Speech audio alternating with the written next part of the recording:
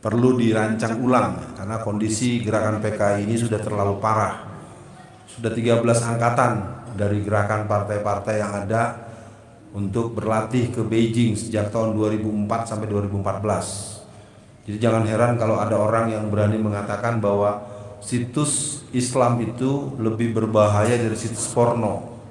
Ya, itu pernah ditulis oleh orang yang bernama Eva Kusuma Sundari.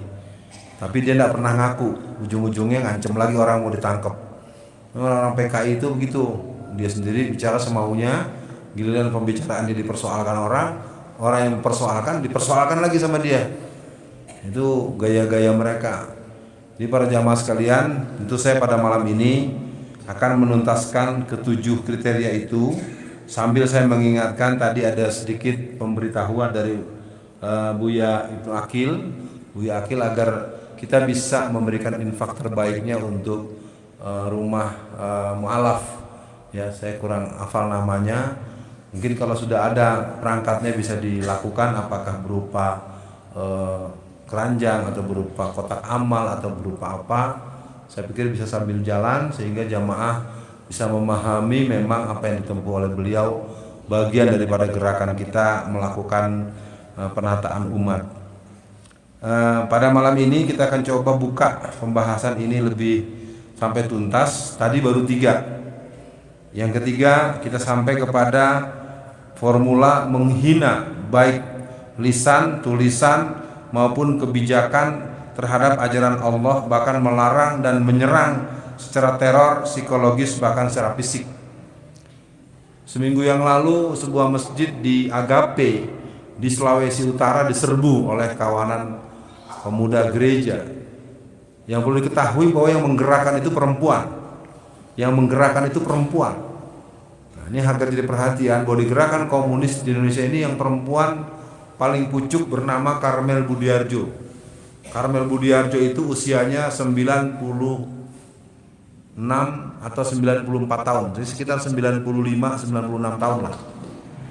Usianya 90-an tahun lebih. Dia membawahi kelompok muda yang dimodal 2 orang pemuda alumni perguruan tinggi ilmu psikologi dan politik, sosiologi politik, suami istri, yang mana mereka ini sedang menggarap membangunkan kembali partai komunis atau paham komunisme. Dan gerakan ini sebetulnya tidak akan pernah bisa terjadi kalau masjid-masjid kita selalu syiar, kalau pengajian-pengajian kita selalu ramai. Tentunya ramainya secara keimanan, secara keilmuan dan bentuk-bentuk yang sifatnya pemihakan kepada ajaran Islam. Kita coba tegaskan poin ketiga, menghina baik lisan, tulisan maupun kebijakan terhadap ajaran agama, bahkan melarang dan menyerang secara teror psikologis maupun teror fisik. Di periode pertama saja Bapak Jokowi melalui Cahyokumolo, Menteri Dalam Negeri, sudah menghapus sekitar 3.000 perda yang bernuansa syariah. Di seluruh Indonesia, perda-perda syariah itu sudah banyak yang dihapus oleh rezim komunis ini. Tapi ambo tidak merasakan ada pembelaan. Jarang ambo mendangan dan menyoal. Nah, ini juga persoalan buat kita, supaya kita juga memahami. Di kalangan para ulama dan tokoh-tokoh Islam juga ada yang menganggap tidak perlu menggunakan formula kebijakan-kebijakan yang dianggap tidak Islam ini. Kalau ambo ingin mengatakan, kalau alun bisa nan ideal, nan adu di tangan itu jangan dilapeh. Nah, kalau sampai nanti keluar kebijakan yang pakai jenggot ditangkap, Anda tidak bisa bicara lagi, nanti ada perdanya, ya kan? Apalagi nanti kemarin saja ada celana cingkrang sama cadar saja. Ya, akhirnya mereka sendiri kalang kabut karena selama ini mereka banyak juga yang menjadi intelijen polisi. Ya, bagaimana Pak? Kami selama ini sudah bekerja sama dengan kepolisian. Kenapa istri kami yang bercadar dan istri kami dan laki-lakinya yang bertandu celana cingkrang itu kok dilarang? Saya menyatakan apa yang saya tahu. Jadi gerakan-gerakan yang ada memang penuh variasi. Kita sampai ke poin keempat. Poin keempat itu adalah merusak fitrah manusia, memaklumi perzinahan, homoseks, lesbian, seks bebas, pelacuran, perselingkuhan, perjudian dan minuman keras dengan kata kunci merusak keluarga. Sebulan lalu kita mendengar kasus Reinhard. Reinhard ini seorang pemuda Kristen, Reinhard Sinaga, mengambil S3 di Inggris. Dia sudah melakukan tindakan yang tidak senonoh dengan melakukan itu kepada sesama laki-laki sebanyak 194 orang. Yang perlu jamaah tahu, perbuatan Reinhard itu mendapatkan restu dari pemerintah kita. Karena pemerintah kita telah mengesahkan undang-undang yang membolehkan laki-laki menikah dengan laki-laki. Jadi kalau yang belum tahu biar tahu ya, itulah karena kita menganggap remeh produk undang-undang yang berlaku. Itulah yang membuat salah satu abang kita, Bang Patrialis Akbar, masuk penjara. Jadi ambo melihat beliau di Rumah Sakit Jantung Harapan Kita di Jakarta Pusat atau Jakarta Barat. Bertanya, kenapa udah masuk penjara? Rupanya dia bukan soal korupsi yang sebenarnya, karena beliau melakukan dua hal. Yang pertama, beliau menolak agar jangan sampai LGBT itu disahkan. Rupanya jaringan LGBT dari hulu ke hilir kuat. Yang kedua, beliau dengan tegas menyatakan bahwa Ahok itu harus dipenjara. Nah sayangnya masyarakat tahunya hanya lewat televisi. Dibilanglah Bang Patrialis Akbar, dibilanglah siapa lagi itu DPD dari Sumbar tuh, Pak Irman Gusman. Pak Irman Gusman terlepas apapun beliau termasuk orang yang sudah kaya gadang. Bukan orang baru kaya, sudah kaya, dan kasusnya kasus kecil-kecil. Ya, kita tidak membela yang salah. Tapi kalau kasusnya cuma 4 juta ya, Pak Patrialis Akbar itu kasus 4 juta. Coba kasus 4 juta bisa dipermalukan, namanya rusak, keluarganya rusak. Ya, saya terkejut juga cuma 4 juta. Ustaz, 4 juta itu kan pitinya. Iya, tapi kan nanti 13 sekian triliun mah. Ya. Siapa tuh yang Masiku ya, apa nama depannya? Harun Masiku, sampai ratus ribu polisi se-Indonesia ndak dapet tuh menangkap Harun Masiku. Kamatus polisi itu. Ya. Ini bukan menghujat. Jadi kalau ada polisi yang duduk, lo mikir pakai kepala lo, pikir pakai otak lo. Ya, Harun Masiku ndak dapet di mana? Sudah keluar negeri. Mengicuahlah si Yasonan berbohong, masa bohong oleh bagian imigrasi. Harun Masiku telah kembali bulan Januari, ya kan? Ini kan lucu kan? Bagaimana? Ya, yang dipilih orang lain lagi, Roni Sompi. Memang negeri kita lah kacau-kacau sebenarnya. Oke, sekarang kita jelaskan dulu merusak keluarga. Jadi saya himbau buat semua para jamaah, Allah menginginkan dalam Al-Quran, ya ayyuhallazina amanu qu anfusakum wa ahlikum nar. Mari kita sama-sama sadari betul menjaga rumah tangga ini pekerjaan ringan. Kita sekarang banyak berbuat mengurus keluarga seperti mengurus sesuatu yang bercermin pada bintang film. Padahal Islam mengajarkan permudah nikah, persulit talak. Iko baru nikah 2 bulan lah, ndak lanteangan dong mah, cerai dulu mah. Ya, ambo tuh banyak basua kawan-kawan, adik-adik kemenakan baru berapa bulan berumah tangga, baru menikah sebentar lah ingin pecah. Karena bercerminnya dengan bintang film. Ya, ada bintang film pacarannya sampai 8 tahun, baru nikah 3 bulan cerai. Itu yang dicontoh oleh kebanyakan masyarakat sekarang. Jadi kalau lagi ada kita yang begitu, itu berarti sudah mulai masuk pandangan-pandangan yang jauh dari Allah.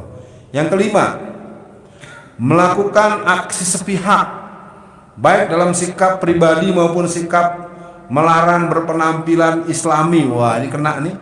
Dan mengamalkan ajaran Islam secara kafah. Aksi sepihak apa misalnya? Libur nasional 1 Juni. 1 Juni itu libur apa? Mari kita bahas sejarah sedikit. Negara kita merdeka 17 Agustus.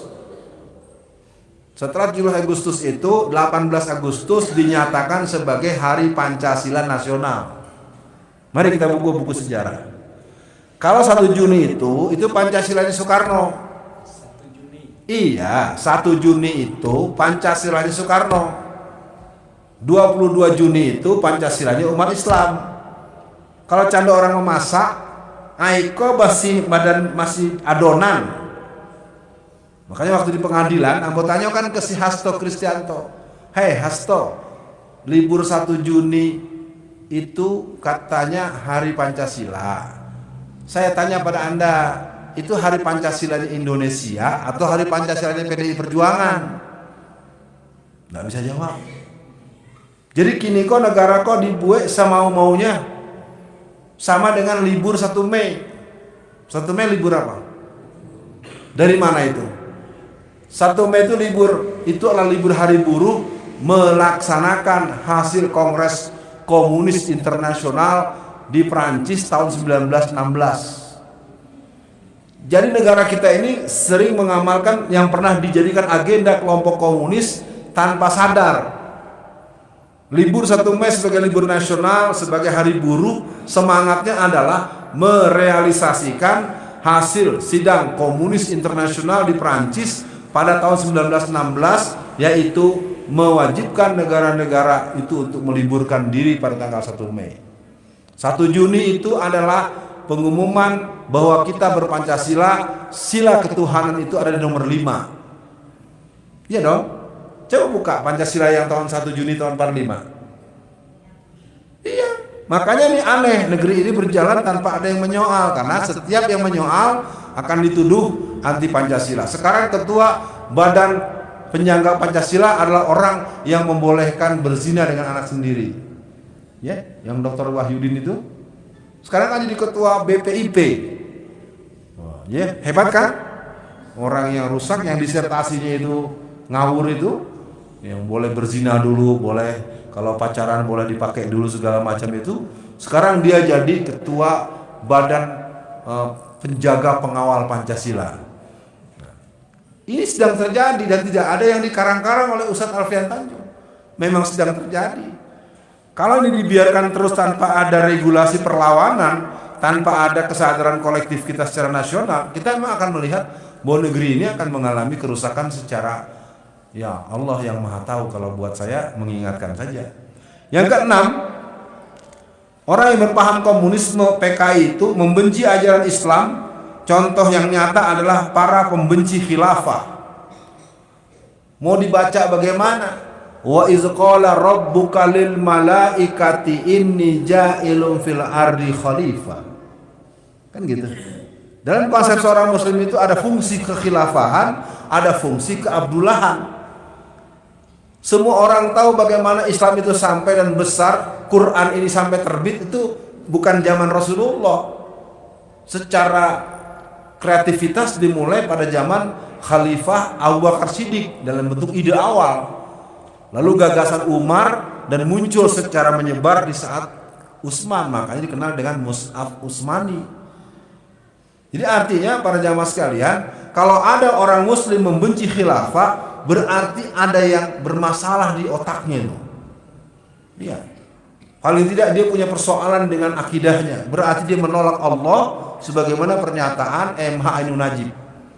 Siapa yang menolak khilafah berarti dia menolak Allah.